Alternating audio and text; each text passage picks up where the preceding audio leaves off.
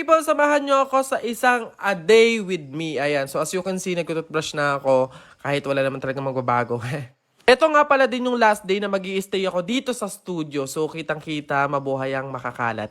Since tapos na naman ako maligo, syempre nag-ayos na ako ng sarili. Ayan, nag-eyeshadow lang ako dyan. Tapos nag-ayos ng kilay.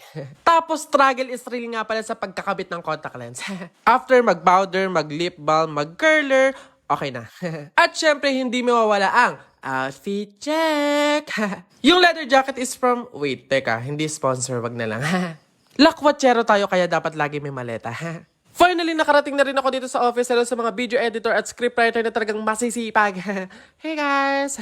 Isa-isa na nga dumating yung mga co-artist natin na si Bianca, si Raven, Repa Tids, tsaka si Iman, tsaka si Gwen. Tapos hindi ko mapigil na mag-video-video lang kasi talagang hindi maiitanggi ang kagupuhan. At nasa biyahe na nga kami kasi pupunta kami sa isa sa mga sikat na Chinese restaurant here in Pasay. Malapit po sa MOA ang Yummy House. Eto na nga mga people, grabe, bungad pa lang ng Chinese restaurant na to. Talagang mapapamangha ka na sa sobrang classy, napakaganda talaga. Parang feeling mo nasa China ka ganun. Yung style, yung design, yung display, talagang mamamangha kaya mas lalo kang gaganahan kumain ng mga authentic na Chinese food. At syempre, hindi mawawala yung delivery services. Eto yung mga food nila na ready to deliver na. Bago nga kami kumain, ayan, napatiktok muna kami. Thank you, Yummy House. Eto na nga mga people, kainan na grabe. Excited na akong makakain ng authentic, legit na Chinese food. Ayan, may mga dumplings, may mga vegetables, mga side dish, at madami pang iba. Grabe, mapapadami ako ng pagkain dito. Eto na nga tayo sa exciting part. Kakainin na natin lahat ng mga Chinese food dito. Mga authentic at legit na mga Chinese food na talagang sobrang sarap. Lalo na kung favorite mo yung medyo maanghang, ganon. Tapos feel mo talaga sobrang healthy nung pagkakaluto. Grabe, sobrang dami kong nakain. Super bundat talaga ako dito. Kaya you must try talaga mga people dito sa Yummy House. Sa Pasay, malapit po sa MOA. Paano ko nasabing masarap? Ayan, yung mga kasama ko nagbalot na nag-sharon na. Ayan mga people, kung gusto nyo makatikim ng Chinese foods, punta lang kayo dito. Bye! Hey people! Nagkakaroon tayo ngayon na bag grade. Ay, hindi bag grade kasi alam ko naman yung laman. Kasi bag ko yun. Magkakaroon tayo ng what is in the bag of a college student. Intindihin nyo na lang kasi mahina ako sa mga English tsaka sa mga term. Let's go! Ayan.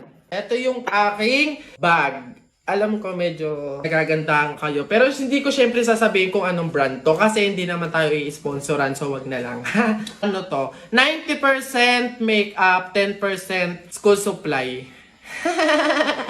Unahin natin yung mga essential. Mga school supply parang di naman masyadong. Eto, ayan. Meron akong wipes. Syempre pag yung natae,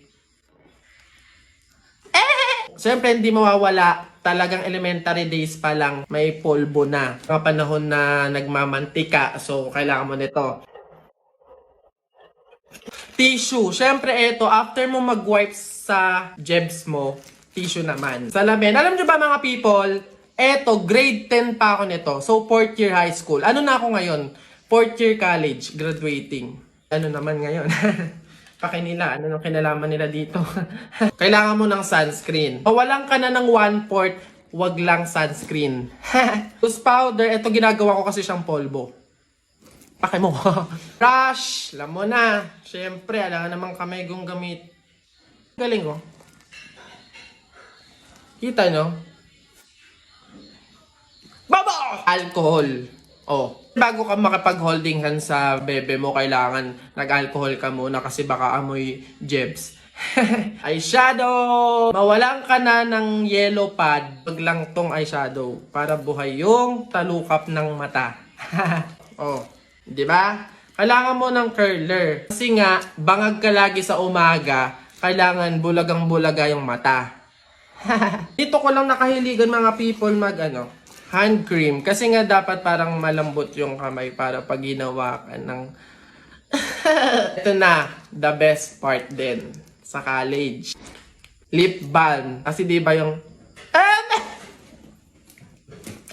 liquid foundation. Kasi minsan, Wag kayong mag-ano dyan, tourism ako. Kailangan namin talaga ng mga pampaayos sa sarili. Kaya hindi nyo kami pwede i-judge. Ito, sa eyebrow, kailangan makapal to. Hindi pwedeng parang parang kalbo. Nakakila ito, tsaka pwedeng pang... Ito, hindi pala to. Ba't may soju dito? Hindi yan. Ito, wallet ko. Alam mo, kakabili ko lang ng wallet na to. And sobrang ganda nito. Hindi ko pala papakita. Comment kung gusto nyo gumawa ko ng wallet trade. Ganon. Ayaw nyo? Gusto ko. And tapos na tayo. Wala namang kwenta yung school supply. Sa college, kailangan mo ng yellow pad. Nag-graduate na ako. Ngayon ko lang nakaisip na bumili ng yellow pad na 2 pa. Shout out sa mga kaklase ko dyan. Sagot ko na kayo buong year. Sa college, kailangan nyo ng Katleya. Huwag kayong magbida-bida na isang buong notebook. Katleya na lang kasi hindi naman more on sulat sa college. Note lang yan. So, etong Katleya, manipis lang. So, ito na lang bilhin nyo. Nagbebenta nga pala ako ng Katleya, 15 pesos isang baka. Shoutout nga pala sa mga madadamot na magbigay ng lengthwise tsaka 1/4. Panis. Meron na ako. Ito, ginagamit to sa quiz. Ito, short quiz. Di naintindihan. Ballpen, syempre. Lagi ka na lang umaasa sa mga pulot-pulot sa room nyo. Kailangan bumili ka din ng sarili mo. Walay. Eto, correction tape para maitama natin yung mali. Hindi dapat habang buhay, lagi tayo. Glue. Eto, para madikitan natin yung mga upuan ng mga kaklase natin. Tapos pang last, eto, lahatin ko na to. Eto, tape kasi pang takip sa mga chismosa mong kaklas. Stapler. Pang stapler sa mga palda ng... puro kabulihan naman ng mga... Sticky notes. Hindi ko talaga alam kung ano yung mga pinagbibili ko. Parang feeling aesthetic, ganun. Parang kala mo kakaroon ng award, ng honor, or magiging cum laude. Hindi naman. Bumili ako nito. Ito yung parang pin kapag ang dami ko ng activity ginawa. Kala mo naman gagawa talaga, hindi naman gagawa. To, pantusok sa mga mata ng... Charon! Basta mga pang-ipit lang yan. Tapos na. Nag-enjoy kayo? Hindi. Basta mag-comment kayo kung ano pang gusto nyo gawin kong video. Yun lang. Bye. Ano bang lasa ng sisiyo? Isipin ko na lang. Chocolate.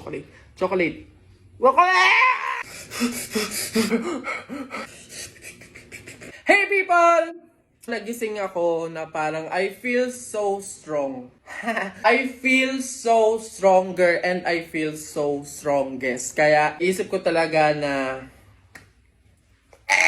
i-overcome yung isa sa mga weaknesses ko, ang kumain ng sisiw sa balot. Simula pagkapanganak pa lang mga people, hindi pa ako nakakain ng sisiw sa balot. Ang kinakain ko lang yung dilaw at saka yung matigas, tapos yung sabaw. The rest, yung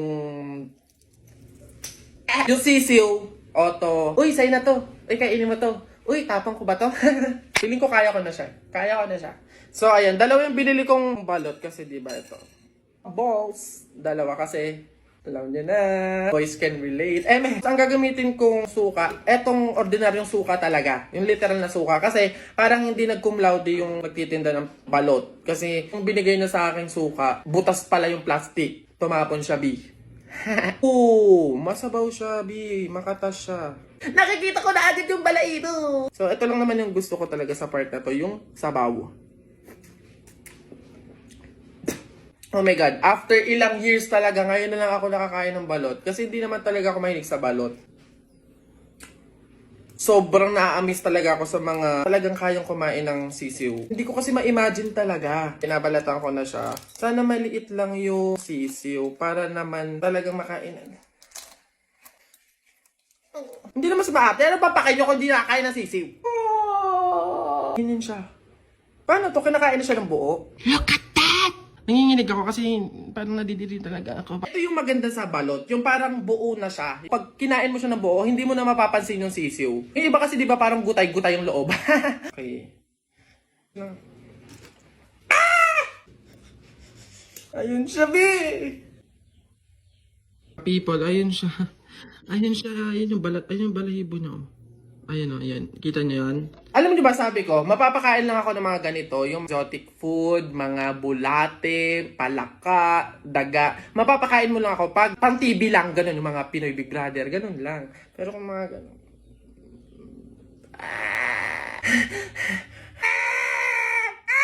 Ano bang lasa ng sisiyo? Isipin ko na lang, chocolate.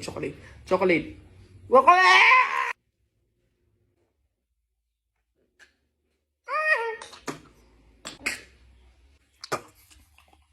Ba't ang lansa niya? Ayan siya. Hindi ko kaya nung lasa na ganun, B. Try ulit. Nalalasahan ko talaga siya. Pwedeng i-open ko siyang ganun. No. Oh, ayan siya, B. Ayan. Shocks, no. No, hindi ko kaya. Hindi ko talaga kaya, sorry.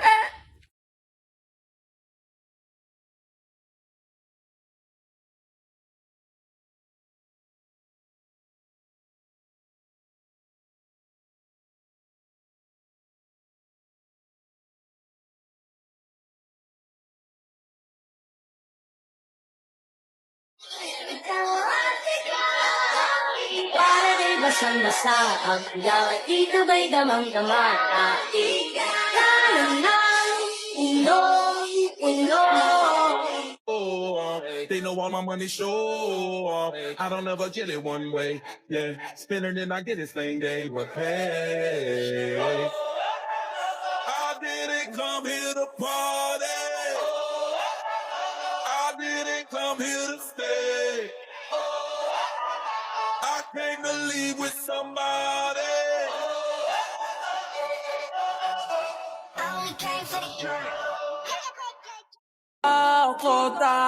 Je suis trop loin pour toi.